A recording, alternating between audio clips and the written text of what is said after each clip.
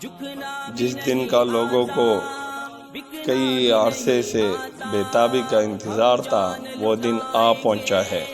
وہ مقام جہاں پہ لاکھوں عاشقان رسول کو جمع ہونا تھا، تو عاشقان رسول پہنچ رہے ہیں اور قافلے ابھی روا دوا ہے مینار پاکستان کی گراؤنڈ کی طرف، اور گراؤنڈ مینار پاکستان ابھی تقریباً بھرنے کو ہے۔ ابھی تھوڑی دیر پہلے میں نے شاہی مسجد کا وزٹ کیا تو وہاں پہ لوگوں کا جم غفیر، کچھ لوگ زیارت کر رہے تھے مسجد کے، اور کچھ لوگ اعمال صالحہ پہ مصروف عمل تھے، نوافل پڑھ رہے تھے۔ یہ آپ دیکھ سکتے ہیں کہ عاشقان رسول کیسے اپنے محبت کا اظہار کر رہے ہیں۔ تو آپ کو ملاتے ہیں کچھ حضرات سے اور ان سے کچھ مختصراً انٹرویو لیں گے کہ ان کے کیا جذبات ہیں۔ السلام علیکم حضرت، آپ کا تعلق کہاں سے ہے؟ میرا تعلق تو بڑگرام ہزاری سے ہے۔ اور اتنی گرمی میں آپ نے اپنے اوپر، اپنے لباس کے اوپر پرچم نبوی کو سجا رکھا ہے، اس کی کیا راز ہو سکتی ہے؟ یہ پرچم نبوی جو ہے یہ ام عائشہ رضی اللہ تعالی عنہ، یہ جنگ بدر میں اس نے اپنا 2 کپڑے جو ہے نا وہ حضور پاک صلی اللہ علیہ وسلم کو دیے، یہ نشان کی طور پہ ہے یہ پرچم نبوی ہے۔ اور یہ پرچم نبوی ہم کو اسی وراثت پہ ملا ہے جو غزوہ بدر سے اور غزووں میں بھی یہ استعمال ہوا ہے۔ حضرت آپ کا تعلق کہاں سے ہے؟ میرا اسماعیل خان۔ اور کب تشریف لا چکے ہیں مینار پاکستان میں؟ ہم کل مغرب کو نکلے تھے، آج فجر کی نماز یہاں با جماعت پڑھی۔ کیا جذبات ہیں آپ کے آج کے 7 دسمبر کے یوم الفتح کے بارے میں؟ اس کا تو بہت تفصیلی پس منظر ہے۔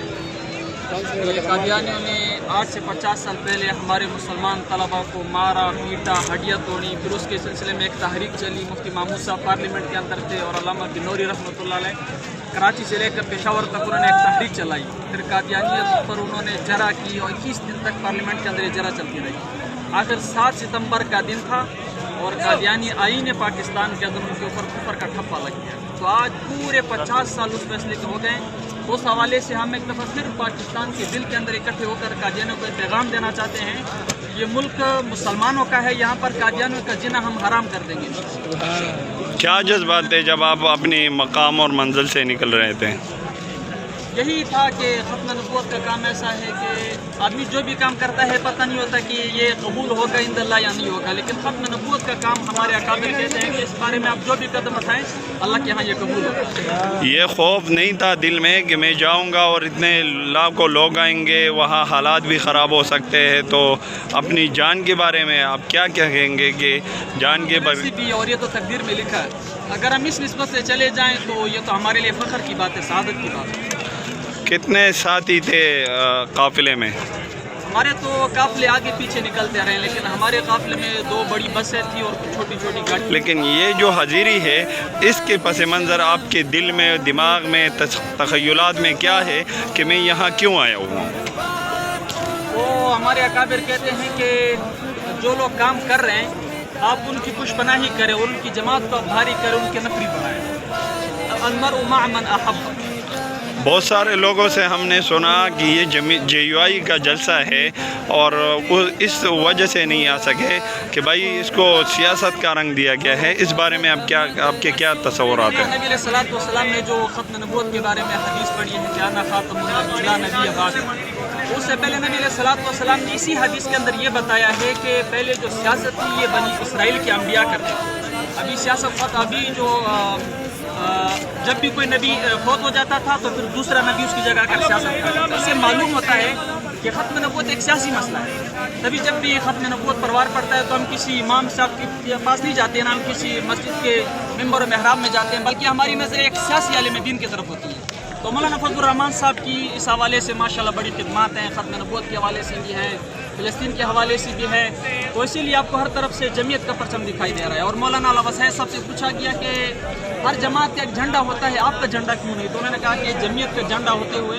हम दूसरा झंडा नहीं बनाएंगे। आपका कहना यह है कि जो आलमी मजलिस तहफ़्फ़ुज़ ख़त्म नबूवत के अमीर हैं वो JUI के अमीर हज़रत मौलाना फज़ल रहमान साहब पर पूरा एतमाद कर रहे हैं और उनको अपना कायद समझते हैं, लेकिन दुनिया वाले बहुत सारे हमारे रब्ता हुआ तो वो कह रहे हैं हम इसलिए नहीं जा रहे हैं कि ये JUI का सियासी जलसा है। तो उन हज़रात को आप क्या जवाब देंगे? जवाब तो यही है कि ये मीडिया पे गलत बातें उठाई जा रही हैं। मौलाना फजल रहमान साहब ही तो माशाल्लाह इसी के लिए काम कर रहे हैं, तो जो लोग काम कर रहे हैं हम उन्हीं का साथ देंगे। ख़त्म नबूवत के हवाले से उनकी खिदमत है तो हम इंशाल्लाह उनके पीछे खड़े हैं। क्या उम्मीद है कि कौन से पार्टियों के सरबराह आज इस स्टेज की जीनत बनेंगे?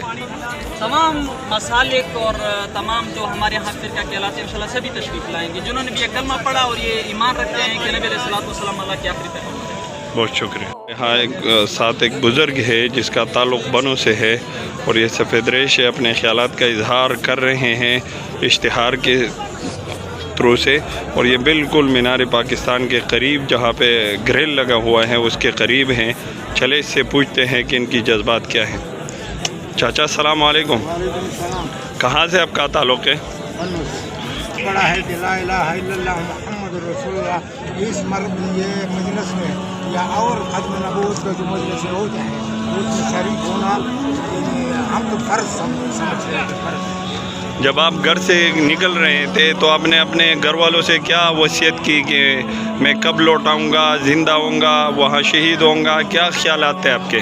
बात ये कि मतलब बन और लाहौर ये तो बहुत बड़ा फ़ैसला है। अगर मतलब ज़िंदगी रहा तो वापस आएगा, नहीं रहा तो फिर उधर किधर भी हो अपनाएगा या